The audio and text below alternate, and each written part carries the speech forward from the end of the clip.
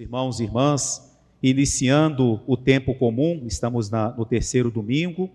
Nós celebramos hoje o domingo da Palavra de Deus, porque as leituras hoje todas nos falam da mensagem de Deus que vem até nós. E o que nós podemos aprender muito destas leituras é como que nós devemos responder, acolher a mensagem de Deus, o convite de Deus, e mais ainda, aquilo que Jesus anuncia hoje, o reino de Deus.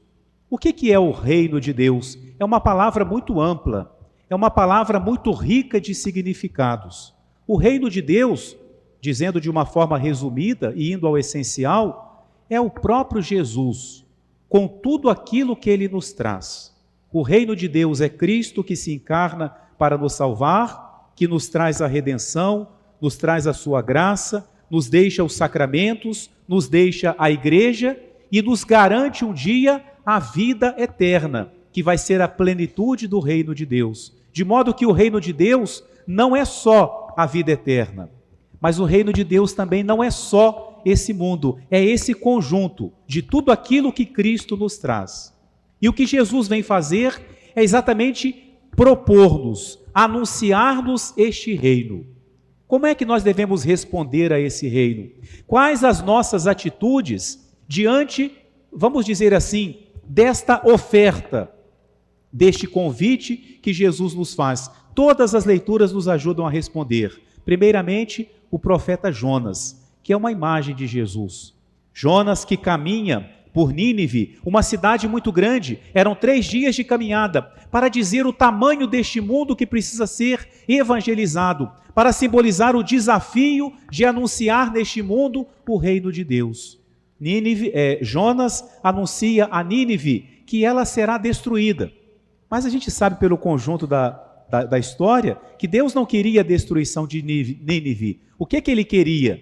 A conversão do povo, a mudança do povo. E essa é a primeira atitude diante do reino de Deus, conversão. É o que Jesus fala, o tempo se completou, o reino de Deus está próximo, convertei-vos. O que é que os ninivitas fazem? Eles, diz a palavra de Deus, eles abandonam os seus maus hábitos e acreditam em Deus. Converter-se é isso. Converter é uma mudança de atitude. Conversão é mudar o meu modo de viver, não uma mudança exterior, mas uma mudança que venha de dentro, diante daquilo que Jesus me propõe. Eu olho para a minha vida e vejo, para eu abraçar aquilo que Jesus me propõe, essas determinadas atitudes em minha vida não estão combinando, não estão de acordo com o que Jesus me propõe, então eu quero mudar. Isso é converter-se, é essa mudança. Por isso que de alguma forma todos nós já nos convertemos, mas por outro lado, todos nós precisamos nos converter, porque sempre há, enquanto estivermos aqui na terra, há em nós situações que nós precisamos rever, até porque a nossa vida vai acontecendo a cada momento, então vão aparecendo situações novas nas quais Jesus nos convida à conversão. Então, converter-se. Depois diz a primeira leitura, falando dos ninivitas, que eles abandonaram o seu mau caminho. Uma segunda resposta ao convite de Jesus é o desapego. Desapegar-se. Desapego exatamente é não estar preso a nada, é não ter o coração apegado. E aí entra a segunda leitura. O que São Paulo fala hoje para nós? O tempo é breve. Então, diz São Paulo, quem está casado, viva como se não estivesse casado. Quem compra, viva como se não tivesse nada. Quem chora, viva como se não estivesse chorando. Quem se alegra, como se não estivesse se alegrando. E a gente fica perguntando, o que São Paulo quer dizer com isso?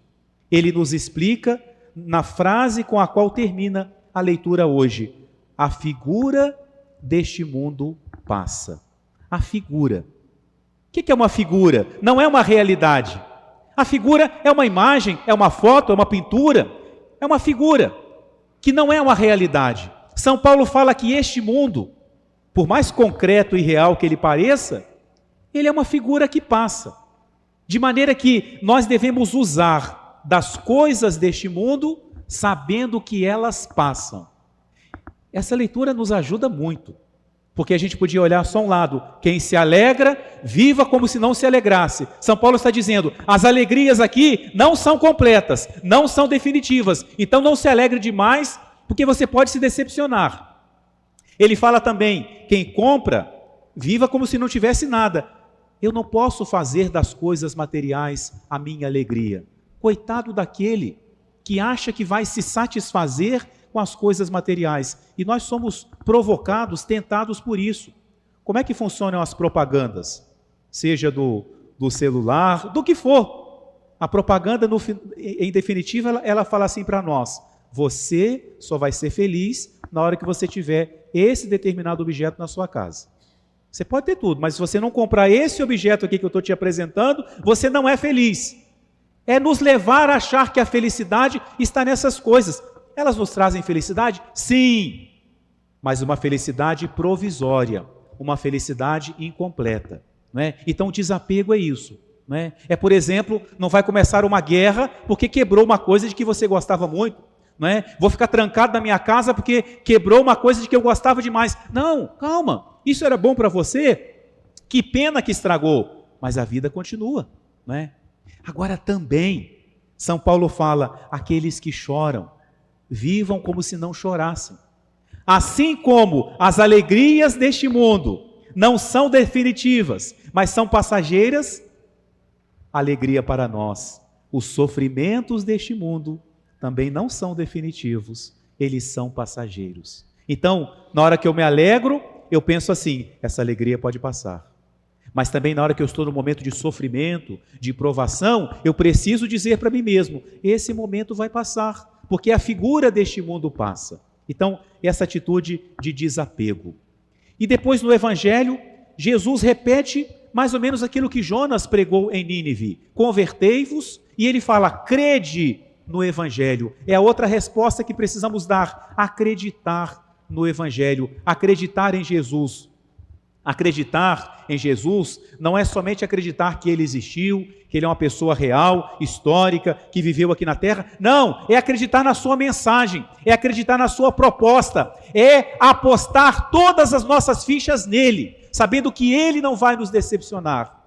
Foi isso que os discípulos fizeram. Imediatamente deixaram tudo e o seguiram. A gente pode destacar essas palavras, não é? Deixaram tudo. O que era o tudo dos discípulos? Uma rede rasgada, porque eles estavam consertando a rede, um barco, que provavelmente não era lá um transatlântico, né? Um barquinho, e um pai. Isso que os discípulos deixaram. Isso é tudo? A gente tem a tentação de falar, isso não é nada, mas era o que eles tinham. E o nosso tudo é aquilo que nós temos. E às vezes Deus pede que nós deixemos tudo, ao menos pelo desapego, deixar tudo. Outra palavra importante aqui, imediatamente. E aí, Jonas disse para Nínive, 40 dias vocês têm para mudar de vida. Jesus fala no Evangelho, o tempo se completou. E os discípulos, imediatamente. O que significa esse tempo que nos é apresentado? É que o tempo que nós temos é agora. Essa palavra de Jesus, proclamada há 2000 anos, ela é proclamada hoje para nós, para mim, para cada um de vocês. Jesus está dizendo hoje, o tempo se completou, é esse o momento. Existe uma palavra grega muito própria para falar esse tempo, uma palavra muito usada hoje, não é? Kairos. O que é o Kairos? É o momento da graça de Deus, é esse momento. É esse momento que nós temos, meus irmãos. Não adianta chorarmos o nosso passado, ficar lá atrás lamentando, porque é passado, esse tempo já foi. Claro, eu peço a Deus perdão, mas eu não posso ficar preso ao meu passado.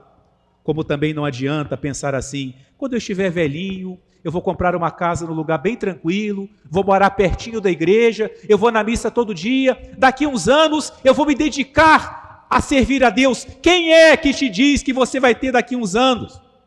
Não é pessimismo isso não, nós não temos, nós temos hoje, que Deus nos dê muitos anos, que Ele nos dê décadas, mas hoje nós não temos esse tempo.